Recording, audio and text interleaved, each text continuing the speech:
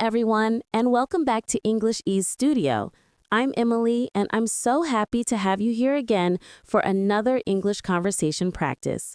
Today's topic is something fun, personal, and very common in daily life. We're going to talk about hobbies. Hi everyone, it's great to see you again. I love today's topic because hobbies are something everyone can talk about. Whether you love sports, art, music, or just relaxing activities, hobbies make life more enjoyable. Exactly, Paul. And when you talk about your hobbies in English, it helps you sound more confident and natural in real conversations. So today, we'll not only share our own hobbies, but also help our listeners learn how to describe their hobbies easily in English. Yes, we'll use simple vocabulary and short sentences so even beginners can follow. So Emily, let's start with you. What are your hobbies? Well, I have quite a few, but my favorite hobby is painting. I love to paint flowers, nature scenes, and sometimes abstract art. Painting helps me relax after a long day. That's nice. I've seen some of your paintings online. They look really peaceful. You use a lot of soft colors. Thank you, Paul. I think painting is a great way to express emotions without using words. What about you? What's your favorite hobby?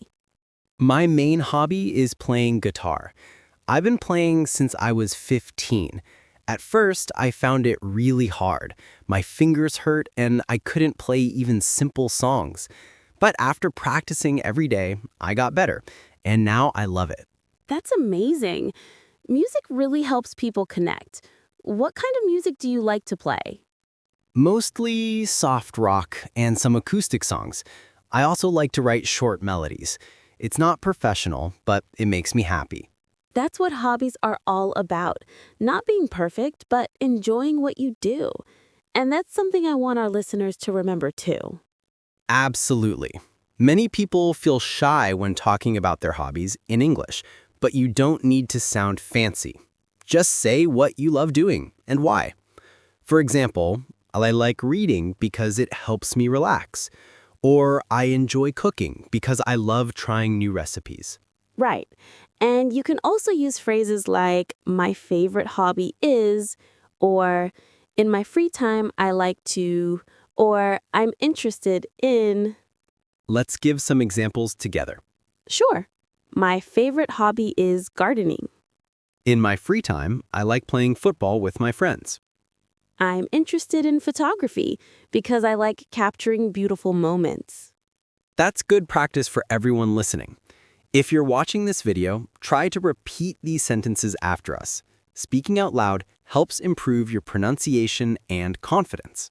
That's true. And when you describe your hobby, don't just stop after one sentence. Add details, what you do, how often you do it, and why you enjoy it.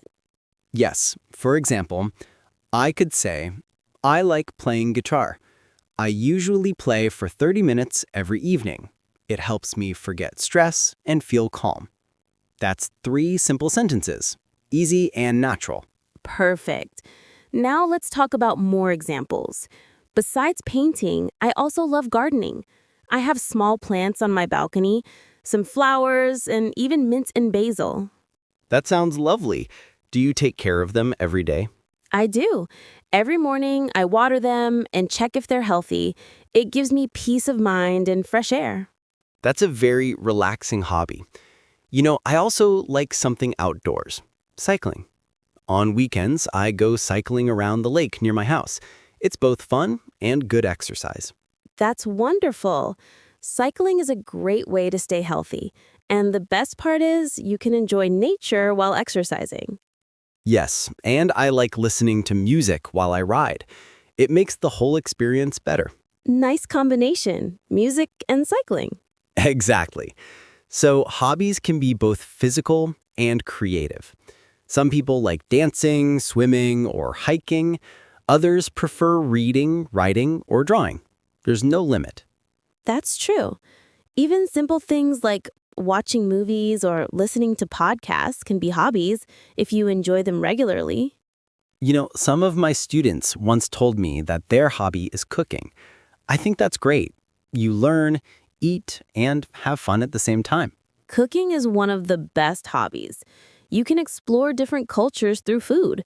For example, I love trying recipes from other countries. It makes me feel like I'm traveling without leaving home. That's a nice way to put it. And actually, learning new recipes in English is a great way to practice language too. You learn words like boil, chop, stir, or bake. Oh, yes. That's another point. Hobbies can help you learn English naturally. If you love music, listen to English songs and read the lyrics. If you love movies, watch them in English with subtitles. Right, and if you like reading, start with short English stories. You'll improve your vocabulary while enjoying your hobby. Learning doesn't always have to be boring. When you connect it with something you love, it becomes fun. Exactly. That's what I tell my students all the time.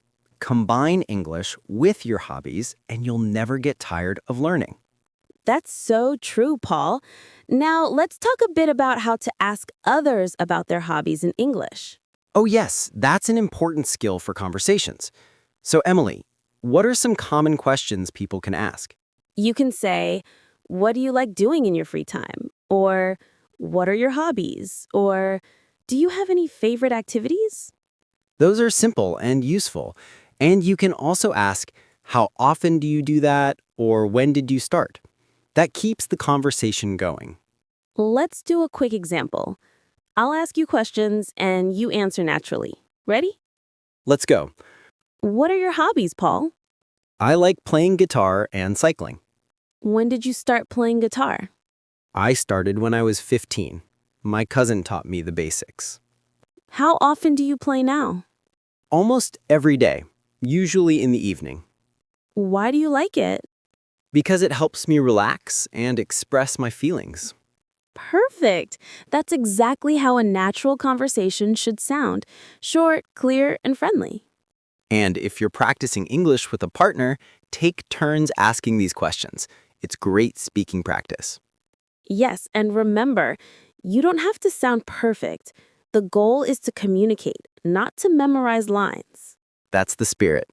You know, Paul, one of my students told me she didn't have a hobby. She said she was too busy. I hear that a lot too. But I always tell people, hobbies don't have to take hours. Even small things count. Exactly. Listening to music, taking photos, or writing short notes, all of these are hobbies if you enjoy them regularly. True.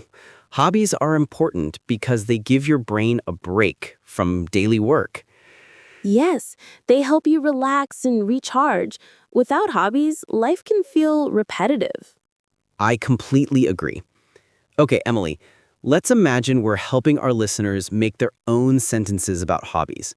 How can they start? That's a great idea. Let's help them build a mini speech. For example, in my free time, I like playing football. I started playing when I was a child. I usually play every weekend with my friends. It's fun and keeps me healthy. Perfect. That's a short paragraph anyone can say in under 30 seconds. It's simple, but it sounds confident. Yes, and you can do this with any hobby: dancing, cooking, reading, anything. That's right. For example, my favorite hobby is photography. I love taking pictures of nature and people. It helps me see beauty in small things. That's beautiful. Thanks. I think photography teaches patience too, waiting for the right moment to take the perfect shot. Absolutely. And that's what makes hobbies special. They teach you things beyond skills. Well said. Every hobby teaches us something, even if we don't realize it. When you play sports, you learn teamwork and patience.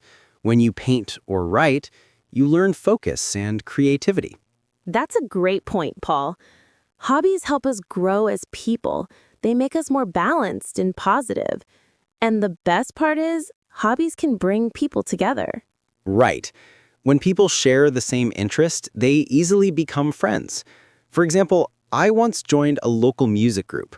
We were just strangers at first, but soon we became close friends because we shared the same love for music. That's wonderful. I had a similar experience. I joined a painting class last year, and I met people of all ages there, students, parents, even retirees. We all connected because we enjoyed creating art.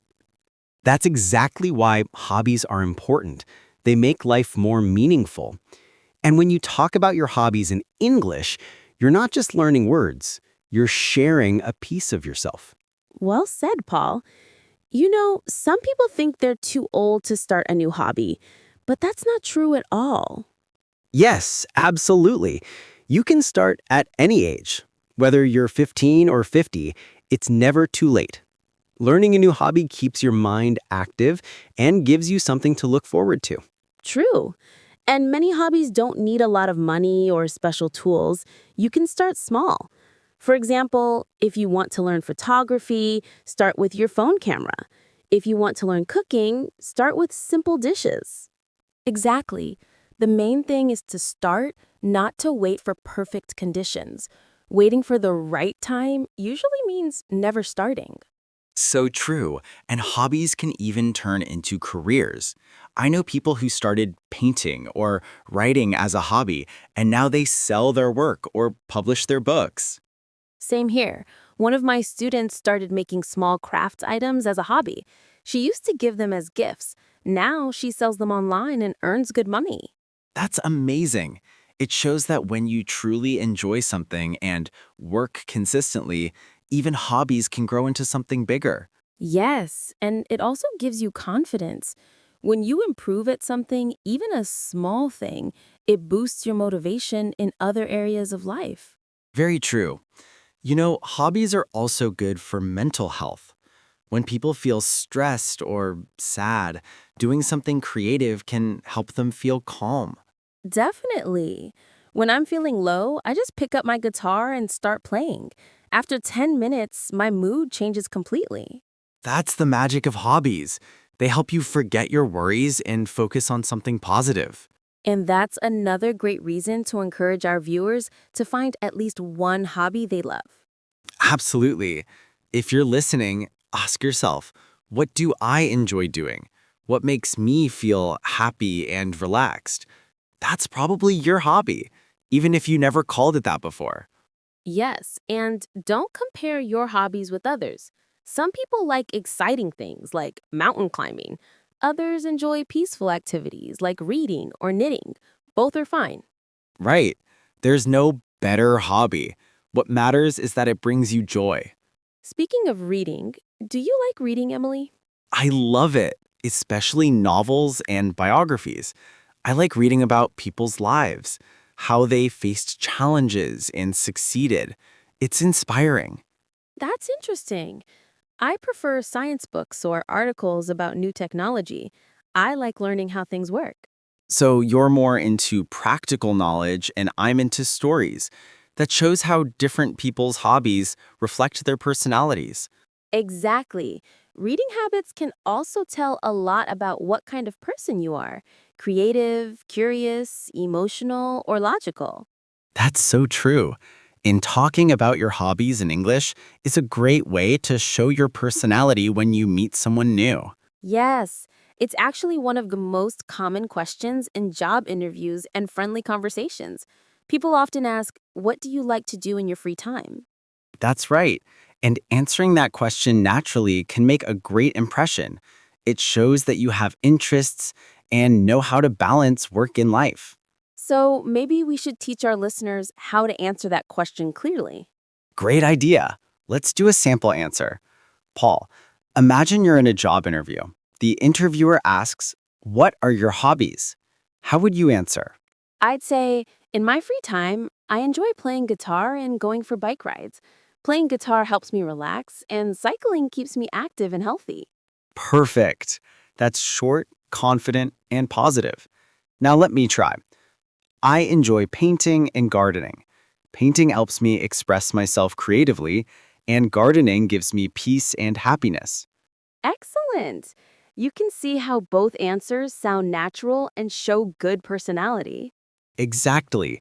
And if you're a student, you can say something like, I like reading and learning new things online. I also enjoy playing sports with my friends.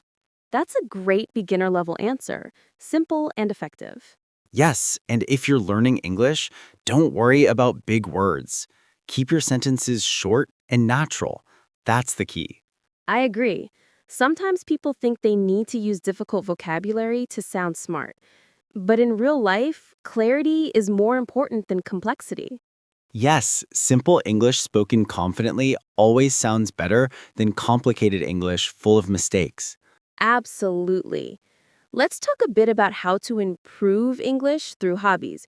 We touched on it earlier, but let's go deeper. Sure. So, the easiest way is to combine your hobby with English content. For example, if you like cooking, watch English cooking videos. Learn the names of ingredients and actions. Right. If you like music, read the lyrics of English songs and try to understand their meaning. Sing along to practice pronunciation. Exactly. If you like movies, choose English films or TV shows, but pick easy ones at first. Turn on subtitles and try to repeat short sentences. And if you love reading, start with simple English books, graded readers, short stories, or articles. You'll improve naturally.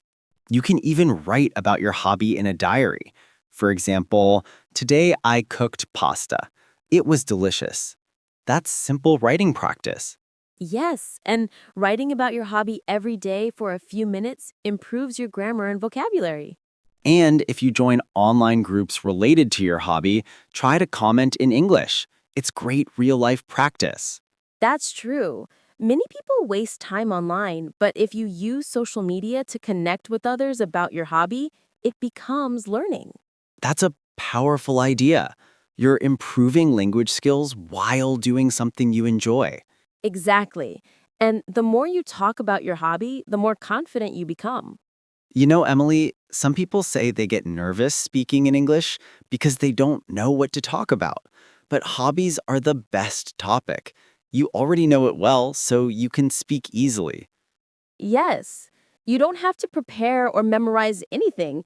Just talk about what you love. That's right. For example, I can talk about music for hours because I enjoy it. Same with me in painting. Once I start talking about colors, brushes, and ideas, I forget everything else. That's the secret. When you talk about what you love, your fear disappears. Yes, it's like your passion replaces your nervousness. Well said. And our listeners can try this too. Pick one hobby and practice talking about it for 1 minute in English. Record yourself, listen, and notice what words you need. That's a brilliant exercise.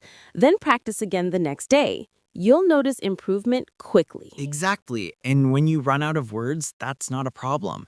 That's a sign you're learning. You can look up new words and add them. Yes, that's how real learning works. Small steps, daily effort. I agree completely. Okay, let's do one more practical exercise for our viewers. I'll describe a hobby, and you guess what it is. Sounds fun. All right, here we go. I use a camera. I wait for the perfect light. I love nature, and I often travel to take good shots. What's my hobby? That's easy. Photography. Correct. Your turn. I wear comfortable shoes. I often go to the park or mountains. I love fresh air, and I sometimes carry a backpack with water. Sounds like hiking. Right again. See how we can describe hobbies without even naming them. It's a fun way to practice speaking. Yes, and learners can do this with friends. Describe, guess, and learn new vocabulary at the same time. That's an excellent tip. Paul, can I tell you something? Sure. I noticed that when people start learning English, they often talk only about study or work. But when they start sharing hobbies, their English becomes more emotional and expressive. That's very true. When you talk about hobbies, you use feelings, words like happy, relaxed, excited, creative. That's what makes your English sound real, not robotic. Exactly. It adds life to your speech. And it also shows your human side. People like talking with someone who has interests. Yes. Imagine you're at a party and someone asks, "What do you like doing?" If you say, "I don't have any hobbies," the conversation ends. But if you say, "I love playing football and watching movies," the conversation continues. Right. The more you share, the more people want to talk to you.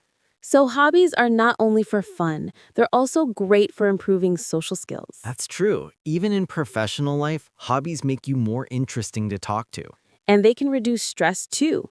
After a long day, spending even 20 minutes doing your favorite activity can change your mood. That's absolutely right. When I come home tired, I just play guitar softly and suddenly I feel lighter. Same for me. When I paint, time flies. It's like meditation. Hobbies really are small doses of happiness in daily life. That's a perfect phrase, Paul. Small doses of happiness. I think that's a good message for everyone watching. Yes, no matter how busy you are, make time for at least one thing that makes you happy. Agreed. So, friends, we hope you've learned not just how to talk about hobbies in English, but also why they matter in life. Exactly. It's not only about speaking English, it's about expressing who you are, what you love, and what makes you unique. Yes, when you share your hobbies, people understand you better. It helps them see your personality, your interests, and even your values. Right. For example, if someone says they love gardening, you can tell they're patient and love nature. If someone likes reading, they're probably thoughtful and curious. That's so true. And when we teach English, we always encourage students to learn words that connect to real life. Hobbies are the best example. Exactly, because when you learn language that you actually use, you remember it longer. Yes, that's why it's easier to remember paintbrush or guitar than random words you never use. And when you talk about hobbies, you naturally practice verbs like play, go, do, make, and learn. Those are some of the most common action words in English. True. Let's give a quick reminder. We usually say play for games or instruments. Play football, play chess, play the guitar. Yes, and we say go for activities that end with ing, like go swimming, go hiking, go shopping. Correct. And we say do for other activities like do yoga, do puzzles, or do exercise. Right. Those small patterns help you sound natural. Yes, and it's good to practice them in full sentences, like I play football on weekends, or I go hiking in the mountains every summer. That's perfect. Another thing, hobbies help us connect across cultures. Definitely. Music, art, and sports are universal languages. You don't need to speak the same words to share the same joy. That's so true. I once met someone in Japan who loved painting like me. We didn't speak the same language well, but through our art, we communicated perfectly. That's beautiful. I had a similar experience when I met a guitarist from Spain. We didn't talk much, but when we played music together, we understood each other completely. That's the beauty of hobbies. They break barriers. Exactly. And when you can also talk about them in English, you connect with people from all over the world. Which is why we're doing this episode, because every learner can use this topic to practice real communication. Yes, and I think our viewers should try this as homework. Great idea. So, friends, here's your homework. After watching this lesson, take 5 minutes to write or record yourself answering these 3 questions. What are your hobbies? Why do you enjoy them? And how do they make your life better? Yes, and try to speak naturally, not like reading. Imagine you're talking to a friend. Exactly. Because when you talk about what you love, English becomes easier and more fun. You can also share your answers with friends or online communities. It's a good way to get feedback and motivation. Yes. And don't forget, every time you talk in English, even for a few minutes, you're improving. Step by step, word by word. Right. You know, Paul, I think many people underestimate how much confidence hobbies can give. That's true. When you practice a hobby regularly, you start feeling proud of your progress. It teaches patience and consistency. And those same skills help you learn English too. Absolutely. It's the same process, small daily steps, not big jumps. Yes, success in both hobbies and language learning comes from routine, not luck. Very true. And hobbies teach us to enjoy the process, not just the result. Exactly. When I paint, I don't worry about the final picture. I just enjoy mixing colors and creating something new. And when I play guitar, sometimes I just play for fun, not to perform, not to record, just to enjoy. That's how learning should be. Joyful, not stressful. I completely agree. So, friends, as you keep learning English, remember to connect it with joy. Find the fun in your practice, just like a hobby. That's right. When you enjoy something, you never feel forced to do it. True. And here's another tip. Use your hobby as a reason to keep learning English. Yes. For example, if you love gaming, learn gaming vocabulary in English. If you love fashion, follow English fashion blogs. Or if you love traveling, watch English travel videos. That way, English becomes a part of your interest, not just a subject. And that's how you build fluency naturally. So true. You don't even realize you're studying, you're just enjoying your passion. That's the best kind of learning. You know, I think that's what separates successful learners from others. They find ways to make learning personal. Absolutely. They make English part of their lives. Exactly. You know, Paul, we've talked about so many hobbies today. Music, painting, reading, cooking, gardening, sports. But there are also unique hobbies like collecting stamps, learning magic tricks, or even bird watching. Yes, and every hobby teaches something special. Collecting teaches patience, sports teach teamwork, art teaches observation. And hobbies like journaling or photography help you notice small things around you. That's mindfulness. So hobbies aren't just free time activities, they're tools for self-discovery. That's beautifully said. Thank you. And I think every learner should take a few minutes this week to think, what do I really enjoy doing? Yes, because when you know what you love, you know how to relax, grow, and connect. And that's the key to a balanced life. I completely agree. You know, Emily, one thing I've noticed is that hobbies also teach discipline. That's true. When you do something regularly, like playing an instrument or learning a new language, you learn commitment. Exactly. You learn to practice even when you don't feel like it. And that habit carries into other parts of your life. Yes, it makes you more focused, more patient, and more productive. So, in a way, hobbies are life lessons disguised as fun. That's a great way to put it. Thank you. And I think that's why it's so important to help children develop hobbies early. Absolutely. Hobbies give children confidence and purpose. Instead of wasting time online, they can learn something creative. Yes, it helps them discover who they are and what they're good at. And it's also a way for parents to connect with their kids. Imagine painting together, cooking together, or playing a sport as a family. That's a lovely thought. Shared hobbies strengthen relationships. They really do. You know, Emily, sometimes I think hobbies are like mirrors. They show you your personality. True.